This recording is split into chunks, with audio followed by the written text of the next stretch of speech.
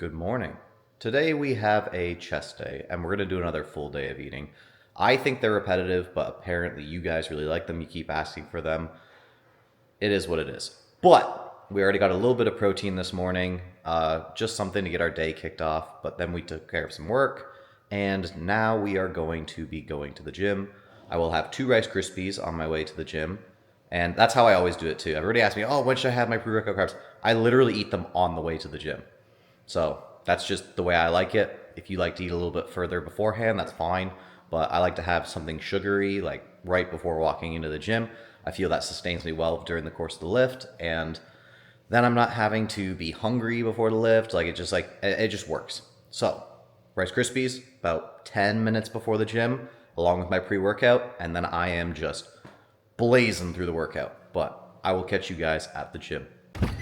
All right, we are at the gym. Krispies are in the belly, pre-workout in the system.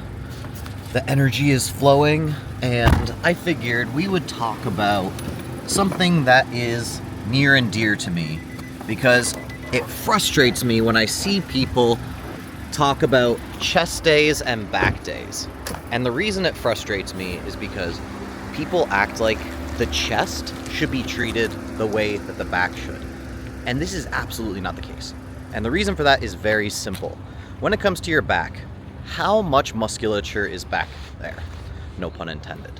You have your traps, you have your rhomboids, you have your lats, and then obviously your erectors and everything else. And when it comes to your chest, what do you have? What do you have, really? You could say the upper chest and the lower chest, but in the end, what it comes down to is the entire chest, right? Functions as a unit. Doesn't mean that you can't bias certain portions of it in the way that you move, but it's the same thing that you can do with the lats. So the chest should be more likely compared to the lats than it should be to the back as a whole. So when you're doing like 12 sets for your overall back, and then you're doing 12 sets for your overall chest, how does that make any sense? It would make more sense if you were trying to equate volume to equate the chest to the lats than to equate the chest to everything that goes into the overall back. So that's why when you're doing like a ton of sets for your chest, it's like, sure, you might be doing upper chest and then mid chest, low chest, whatever. All 3 of those divisions, not technically 3, sternocostal versus clavicular head, that's really what you're dealing with right there. When it comes down to it, all of those are working at the same time, even if not all of it is getting biased to the same degree every single movement. So you should be treating your overall volume recommendations for your chest the same way you're treating your overall volume recommendations for the lats. And if you're doing a whole lot more for the chest than you're doing for the lats, you've got your priorities mixed up. So start to think about your chest more in those terms than to think about your chest as, oh, well, I have a chest day and a back day. It's like, shouldn't work like that. Let's get to the workout. So today we are going to be starting with an incline press for the upper chest. And what we are going to do is we are going to angle ourselves on a shoulder press machine in order to make this happen. So what you see here is straight up and down motion. All I'm going to do is puff out my chest, bring my butt forward on the seat, and that is going to allow me to turn this, what would be a shoulder exercise, into an upper chest exercise. Let's do it.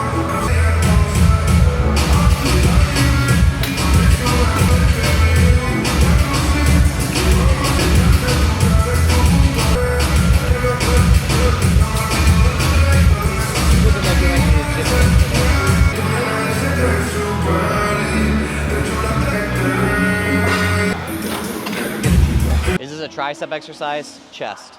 All right, so we were having some technical difficulties, so I didn't get to show you my actual set. I've already done 2 sets at this point, and that was all I was planning on doing today. But essentially, what you're looking for with this machine is, because it is a shoulder press that goes straight up and down, it's gonna work a lot more front side delt. What I do is, all I do is I scooch my butt forward, puff my chest up. Now we're more in line with the chest and actually able to get in some decent work, even though it technically is a shoulder press machine. Let's get to the next exercise. So next exercise that we are doing is something that I've been doing for a little bit now and that I really enjoy. And that exercise is a unilateral what am I talking about? Unilateral pec deck. It allows me to get the depth that I want to get to, and it allows me to be nice and stable. I put the middle of my back into this part right here.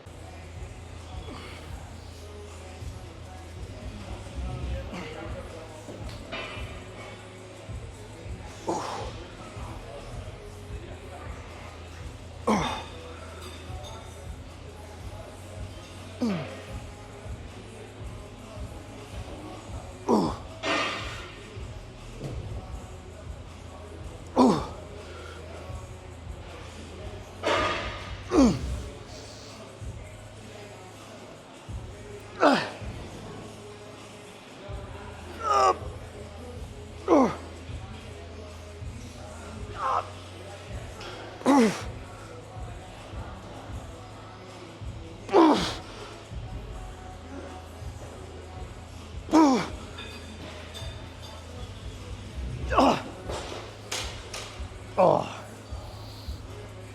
I need a gym pin. Ah, that was so many reps. Get the gym pin. So next exercise we're doing, I've already done one set of these, but we are doing unilateral lateral raises. Now the reason I like to do it this way, all right? First off, when I do this, I don't find that I can get myself into that full position that I want to without it being a little bit weird on my overall shoulder position. So what I do is I step inside of the machine, I place it on my arm, which might hurt your arm if you're doing it for the first time, but you'll get over it over time. But what I do is I step inside, and then what I do is I try to work through this plane right here. It is not perfectly out to the side for me. I don't find that very comfortable. I find it a little bit more comfortable to work just slightly out in front. And this allows me to take it through an effective range of motion and to keep tension throughout the entire exercise. Probably my favorite overall side delt exercise if I had to choose just one.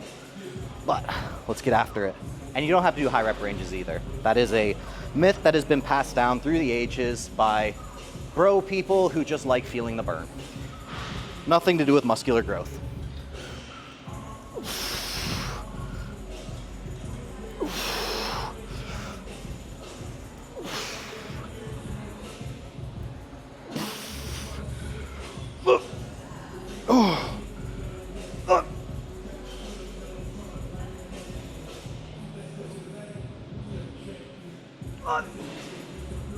Okay. Next exercise. All right, and we're moving on to the triceps. Now, normally I will start with this kind of tricep. Today, we're gonna have some fun. We're gonna go straight into the bent over stripper pole variation. We're just gonna go for it. All right, ready? Let's do this.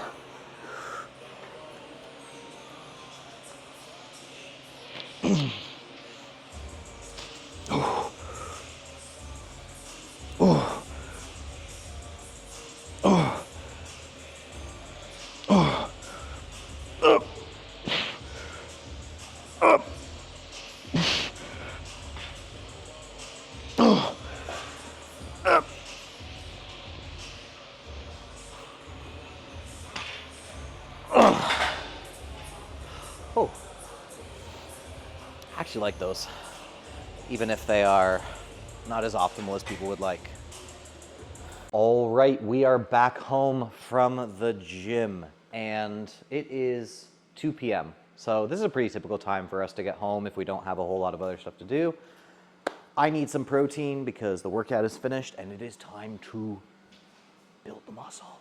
So what I will typically have, and this is how my almost entire lifestyle works, right? You will see that very often I have things that come in packages, and they'll be whole foods, but they'll be from packages. I'll just eat the whole thing, and it just makes things easier for me mentally. I compute it. I don't have to take and get a scale every single time. So, do you see this entire thing of spinach? I might not eat it all right now, but I will eat this entire thing of spinach at least throughout the day. So that'll be, I don't know, like 70, 80 calories, somewhere around there. I think technically some app said it was 65, but I almost always overestimate my calories slightly, because for me, it is much easier to overeat than it is to undereat. And that's something that you guys should do for yourself too. If you're somebody who is a hard gainer or like struggles to eat enough food, then maybe underestimate your calories a little bit from time to time if you're not gonna be precise. If you're the other way, like me, where overeating is very easy and you can become fat very easily, then you might need to underestimate your calories from time to time if you wanna keep things simpler. So I will eat this entire thing, not right now, but just in general. And then the other thing is I will eat this entire thing. Now this is, oh man, how could I not think of this? 76 grams of protein for 440 calories. Now, I don't need to eat this whole thing right now, but I will eat maybe like 3/4 of it. I'll have a little bit of it later with my eggs or something like that. But overall, I usually try to get somewhere around like 50-ish to 60 grams of protein post-workout. That is our, it's not a Roomba, but our vacuum thing. It is very loud, so hopefully you guys can still hear me. But that is what I'm gonna have right now. And somebody said the other day on one of my videos, like, I wanna watch you eat so that I can eat with you while you eat. I'm like, no, you weirdo. So I'm gonna eat this off camera.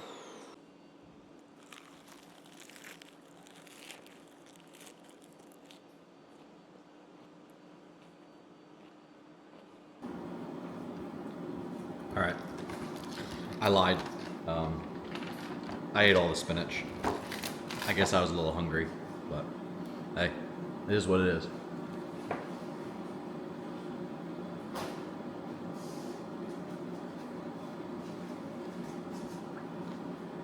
But now we get to have the good stuff, the chicken. So, catch you in the next bit. But before that, I have to take the trash out. Hashtag influencer trying to be relatable. I lied. Let's have a nice dinner together. What should we talk about today?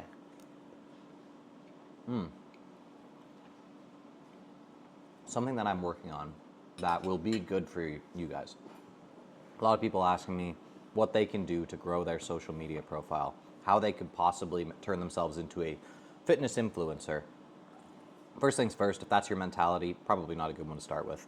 What you should be looking to do is you should be looking to help people. You should be looking to fill a specific niche that can be something where you can be of benefit to others, rather than just being a fitness influencer, very nebulous term. Figure out what it is that you have to offer that you think that you can do very well for others, and then finding a good way to do it. So I'm going to be opening up a group for you guys, and we're going to go over that. We're going to talk about how to make your content engaging, how to get your following up, how to then eventually monetize it. Should be a really good group for people, but I think a lot more of you have stuff to offer than you realize. I know you've been learning. I know you've been taking a lot of the concepts that I've given you, applying them, and that other people have given you, but you gotta start going out and applying this to other people as well. So I'm looking forward to that, and I hope you guys are too. All right, and we are back with some more food. We got 6 eggs here, and then finishing off the chicken breast. So overall, that'll be somewhere between like 40 to 50 grams of protein. I don't really care all that much, right? I know a lot of people get hyperpedantic. I need exactly this much of this meal. As long as I'm getting my overall protein intake and my calories that I'm looking for in the day, a minimum fat intake of a certain amount, I'm perfectly fine, perfectly satisfied. So that'll be my next one. It is around 6 p.m. right now, and today has been just wild because I just launched the school group. Lots of people are joining, and now I have to get ready for our live that we're going to do shortly here. And whew, man, my mind is just all over the place right now, so I got to get focused. But first, I have to eat some eggs. Convenient meals are the best. Let's go. I was going to say TNF out.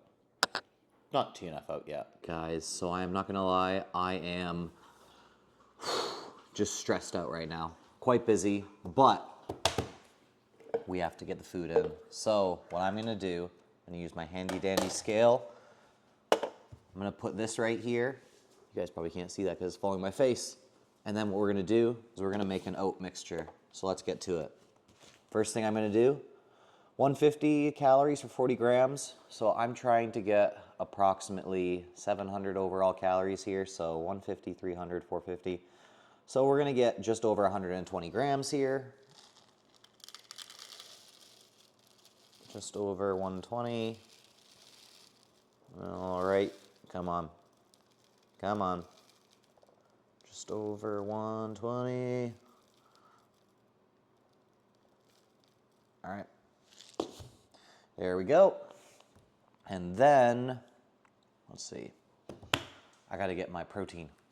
So, what I will grab next is my whey powder.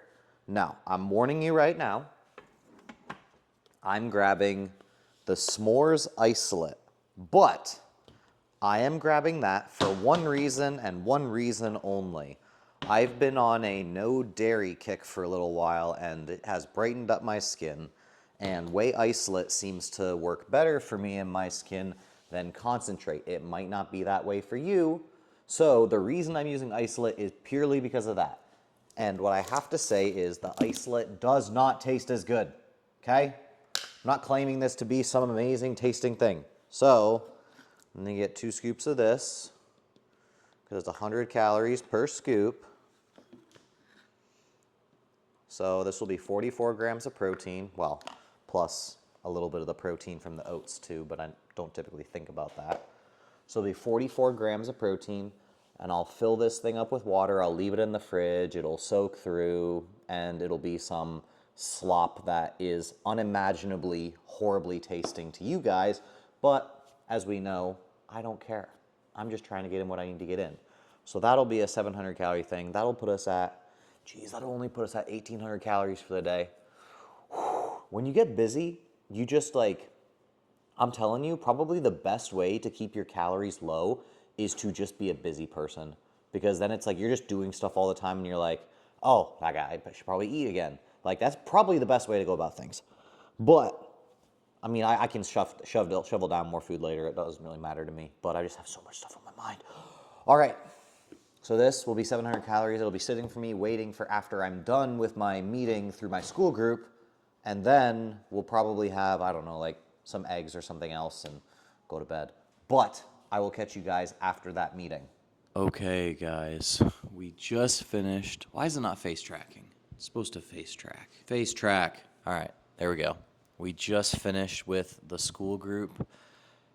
I was planning on being in there for an hour, but I'm a D1 yapper, so it was 2. Got to get better at that. All right. That means that this has been sitting there. Drax, come on. Why are you being so loud? This has been sitting there forever. Our oat slop. So we're gonna have this. Actually, I'm gonna do a taste test for you guys. I wanna know.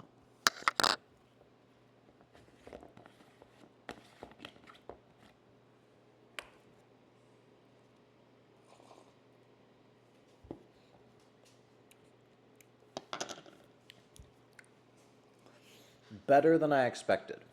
Not gonna lie. 4 out of 10. All right. I'll see you guys in a bit. Holy crap, that's a lot. But, you know I have a raging appetite, so I'll be fine. Guys, this Osmo Pocket is about to die. So I'm basically going to tell you what I'm going to do rather than detect my face. All right. I'm going to tell you what I'm going to do rather than showing you everything because we don't have enough time. It's at 1%. All right. So I have these bagels here. They're like high fiber, low calorie bagels. It's going to be about 100 calories when I take and I put my sugar-free jam on them. It's going to be a little bit less. So that'll lead me to around 2,050 calories. And then I will have 6 more eggs. And that will lead me to around 2,450 calories. And I'm going low on calories today. The main reason being tomorrow I am going to all-you-can-eat sushi in the evening. So I have no need to consume a lot of calories today. So my caloric intake for the last few days has been a little bit lower just because I know that big meal is coming. But like 2,600 today, like 2,450. That's kind of how I like to do things. It's like gives me a bit of like a peace of mind. It's like, okay, I'm just going to go out there. I'm just going to like probably eat a decent amount because we're going to eat a decent amount anyways. So I'm going to have that, and I will catch you guys in the next video. Tune out.